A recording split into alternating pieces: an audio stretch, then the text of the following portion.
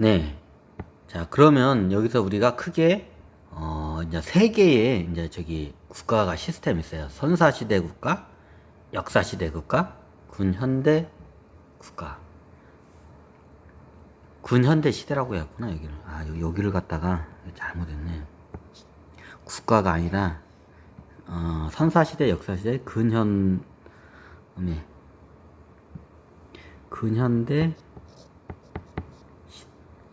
근현시대라고, 근현대, 이거 그러면, 대자가 그러면, 근현시대.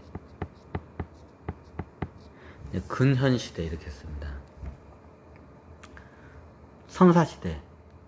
선사시대는 말 그대로, 이게, 그냥 시족사예요. 원시 국가하고 저기, 말 그대로 선사는 기록이 없는, 그 역사는 기록이 있는.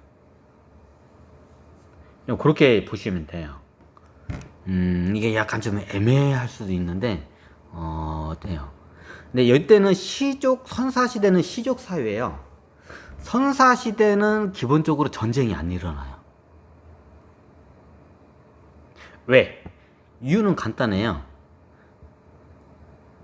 서로 간에 만날 일이 없어요. 그 집단과 집단, 전쟁이라는 거는 집단과 집단이 크게 싸우는 거를 전쟁이라고 하죠. 근데 뭐 개인과 개인이 한 두세 명이서 뭐 패싸움 하는 거 같다고 전쟁이라고 하진 않잖아요.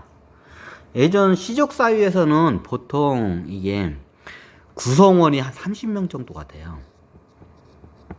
30명에서 100명 정도. 100명은 약간 하는데 한 130명. 요 정도 좀 돼요. 적게는 30명이고 130명이 돼요. 그게 왜 그냐고요? 이유는 간단해요. 이제 이게 사냥과 채집으로 이걸 생존을 하려면 적은 인원수가 굉장히 많은 땅을 이렇게 확보를 해야 돼요. 근데 예전에 선사시대 때는 지구상의 인구가 10만 명 정도밖에 안 됐다고 그래요. 그러면 10만 명밖에 안 되는데, 만약에 시족 단위로 30명에서 100명 단위로 여기저기 이게 흩어져 있으면 전 세계에 서로 간에 그 시족끼리 만나기가 굉장히 힘들어요. 오히려 다른 시족으로 만나러 가다가, 이런 곰이나 호랑이 같은 짐승이나 아니면 천재지변 같은 이런 요소 때문에 가지를 못해요. 가다 죽어. 그래서 시족 사회에서는 기본적으로 30에서, 그리고 시족 사회는 말 그대로 시예요. 시족이 뭐냐? 그냥 다 친척이야. 뭐 삼촌, 우리의 그 시족 안에 있는 구성원들이 나하고 다 친척 관계야. 길어봤자 뭐 3촌, 4촌, 6촌도 안 가. 다 친척가가. 왜? 서로 간에 이게 보면 그냥 이게 근친 상간을 통해서 이게 성관계를 통해서 그렇게 일어나요. 그리고 시족 사이의 특징, 이거 시족 사이를 따로 창을 띄워놓고 한번 설명드리는 게 나을란가요? 시족 사이에서 한번, 시족 사이의 특징.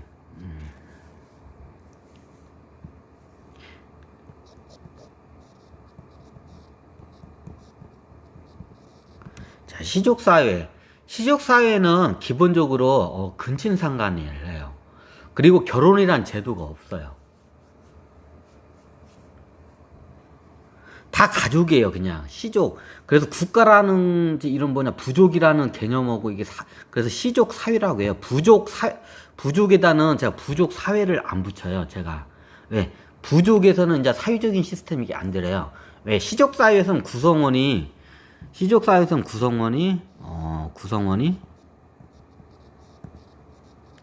약 30명에서 보통 한 130명 정도가 돼요. 그럼 여기서 이 시족이 130명이 넘잖아요. 그럼 여기서 약 30명 정도가, 거의 반이나 30명 정도가, 30%가 이렇게 이주를 해가서 딴 데서 개척을 하고 살아요. 왜? 어차피 딴 데 가도 사람이 없어. 그러면서 이렇게, 왜냐면 사냥과 채집으로 그냥 이게 자연에서 주는 뭐 산딸기나 산 열매로만 먹고 살라고 하게 되면 굉장히 많은 이게 넓은 지형에서 소수의 사람밖에 살 수가 없어요. 그게 시족사회예요. 그 구성원이 보통 이게 저기 이게 한 30명에서 100명 정도밖에 안 되고 그 시족 사회의 특징이 뭐냐면 다 일가 친척이에요.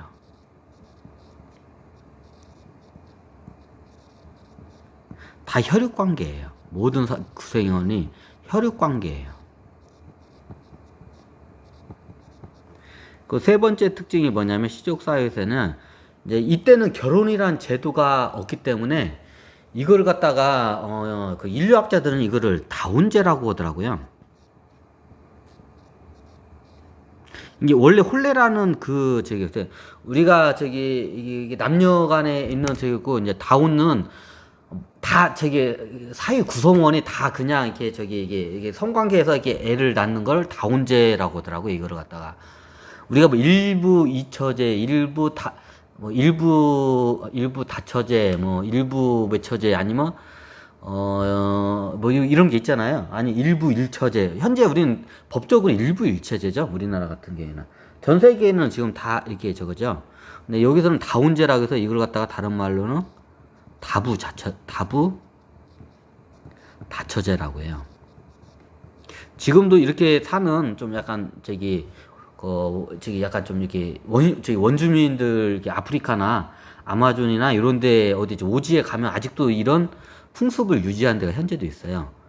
그러면 여기 다부 다처제는 우리가 알고 있는 결혼이란 제도가 없어요. 그리고 여기는 보통 다 일가 친척이에요. 그냥 놈이 아니야. 여기 한 30명에서 100명 정도의 시족사에서는 다 일가 친척이에요. 그러면 서로 간에 그냥 이게 성관계를 해요. 그래서 이게 시족사회에서는 아버지라는 존재가 없어요. 아버지란 단어도 없어요, 심지어. 아버지란 존재도 없고 단어란 말 자체가 없어요. 아빠, 아버지라는 단어 자체가 없어요. 그러면 어떻게 되냐? 네, 시족사회의 특징은 뭐냐면 다 기본적으로 모계 중심 사회예요.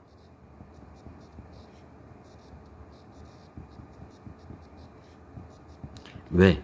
아빠가 없으니까. 자, 이게 서로 간에 이게 성관계를 하면 누가 아빠인지를 몰라요. 사회 구성원 중에.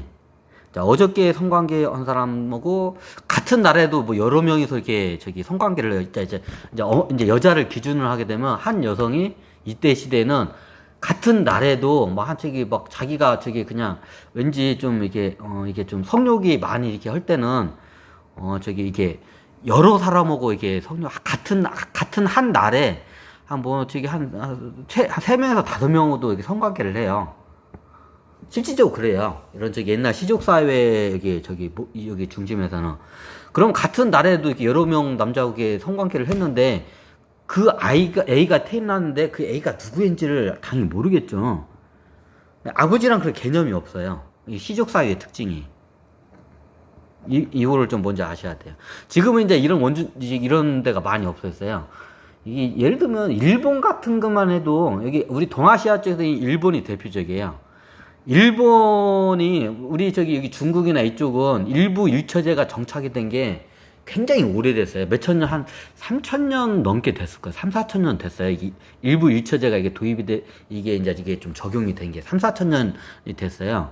근데 일본 같은 경우에는 이게 제가 알기로는 뭐 지금도 이게 몰래 이렇게 한다고 하는데, 200년 전까지만 해도, 일본에서는 요런 마을들이 많았어요. 그냥 결혼이란 제도가 없고, 그 마을에서 그냥 서로 간에 그냥 돌아가면서 하고, 그냥 한 끼나 아버지가 누군지를 몰라. 대표적인 게 일본이에요, 그게. 일본 같은 경우는 왜냐면 이게 문명이 좀 늦게 일부 일체자는 이런 게 좀 이게 늦게 들어간 아주 특수한 경우예요. 그러니까 일본 같은 경우에 보면 우리가 봤을 때 이게 성적으로 좀 이해를 못하는 이런 좀 그런 게 많아요. 그런 게 좀 약간 상식화가 많이 됐잖아요. 왜 그러냐면 일본 같은 경우에 한 200년, 200년밖에 안 돼요. 일부 일처제가 정착이 이게 좀 제대로 된 게 200년밖에 안 돼요. 일본이 이쪽 나라 사람들은. 그거를 이해하셔야 돼요. 근데 일본 사람들 같은 경우에 이렇게 보면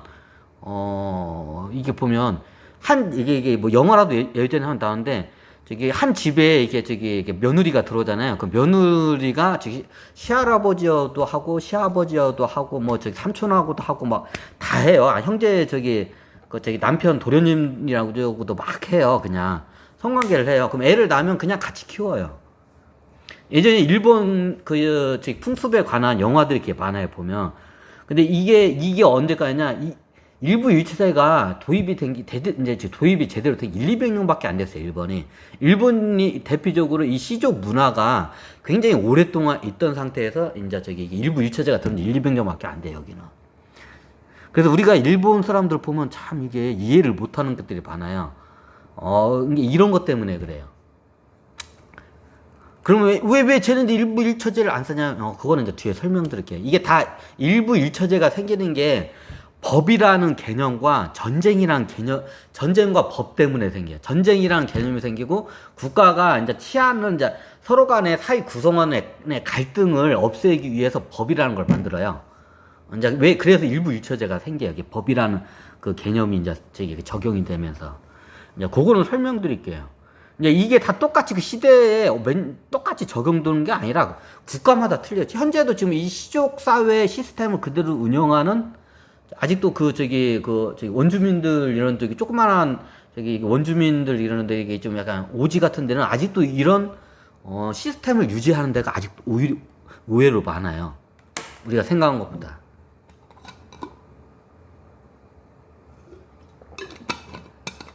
그냥 이게 좀 약간 디테일하게 나가면 겁나게 디테일하는데 이게 시족 사회의 특징이에요. 요거랄까? 요거랄까? 이게 시족 사회의 특징이에요. 이제 여러분들 다큐멘터리 저 같은 다큐멘터리 많이 봐서 이게 쉽게 딱 이게 들어와요. 근데 여러분들 같은 이런 말 하면 참 상식적으로 이게 이해가 안 되잖아요. 이게 시족 사회의 특징이에요. 근데 이때는 우리가 사회라고 뒤에다 넣어요. 왜? 이때는 사회주의 시스템이에요. 최초에는. 이때는 구성원들이 다 일가 친척이기 때문에 이게 가능해요. 근데 나중에 이게 이제 부족 국가 시스템으로 가면 이게 이제 안 통해요. 이제 그거는 이제 설명드릴게요. 이때는 그냥 같이 수학을 하고 같이 나누고 그냥 같이 먹어요. 그냥 서로 뭐 거래라는 개념이 없어요. 사회 구성원 간에. 이게 혈육 관계이고 혈통 관계, 혈육 관계이고 구성원 수가 적기 때문에 이게 가능해요. 이게 시족 사회의 시스템이에요. 여기서 너무 디테일하게 들어가면 이게 강의 시간이 길어지기 때문에 이제 시족 사회는 이렇다고 보시면 돼요.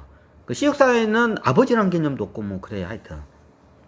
자, 여기까지 시족 사회에서 간단하게 이제 설명을 드리고 마치겠습니다. 아이고.